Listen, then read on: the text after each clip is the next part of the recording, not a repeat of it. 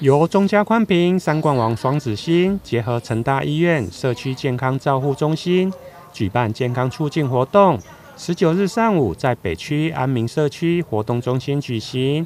邀请成大医院家庭医学部的医师李冠廷谈骨质疏松，并教导长辈认识骨质疏松的预防与错误迷思。随着年龄的老化，其实骨质疏松是一个无形的杀手。那研究显示呢，髋部骨折1年的骨折的死亡率会高达20%啊，跟乳癌第3期一样。那这个议题常常也被大家所忽视，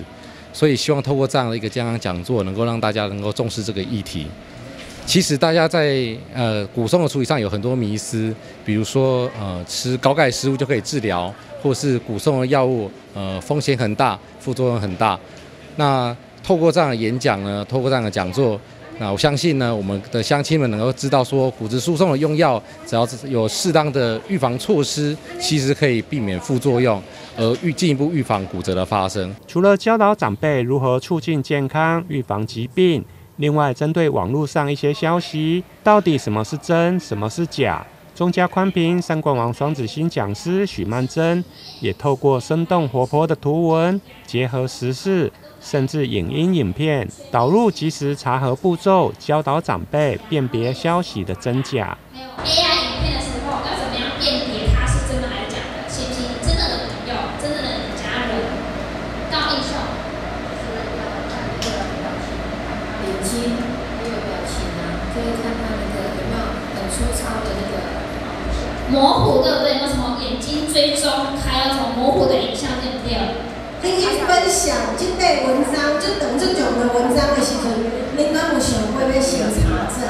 所以恁即马知影讲有，譬如讲买股票，还是讲有啥，那个比较好打，真的，真的假的？真的假的？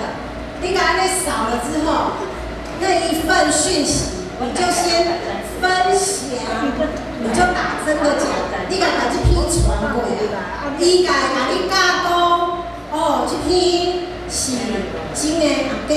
在成大医院社区健康照护中心护理师刘碧金的规划，现场吸引30几位长辈参与，2小时的课程，每位长辈听完课都获益良多。我觉得今天来上课，就是收获真的蛮多的。本来我对医学方面还有电视上的那些媒体的东西，我就是还不能够说很清楚分辨到，